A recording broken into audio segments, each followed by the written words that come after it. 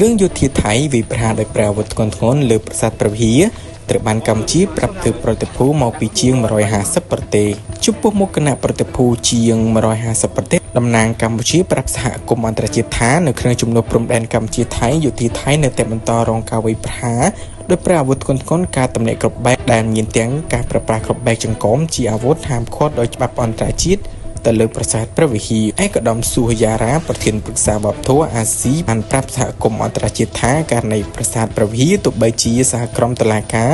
យុត្តិធម៌អន្តរជាតិ ICJ ឆ្នាំ1962និងឆ្នាំ2003បានទទួលថាប្រាសាទនេះស្ថិតនៅក្នុងដែនអធិបតេយ្យកម្ពុជាហើយត្រូវបានចុះបញ្ជីជាបេតិកភណ្ឌពិភពលោកនៅឆ្នាំ2008ក៏ដោយសារជំនួបព្រំដែនកម្ពុជាថៃ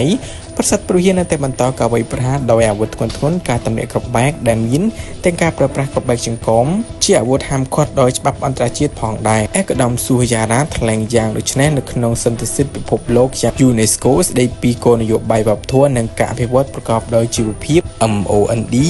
IACULT 2025 ព្រឹកថ្ងៃទី29ខែកញ្ញាដល់ថ្ងៃទី1ខែតុលាឆ្នាំ2025នៅទីក្រុងបាសេឡូណាប្រទេសអ៊ីស្ប៉ាញដែលមានការចូលរួមពីគណៈប្រតិភូជាង150ប្រទេស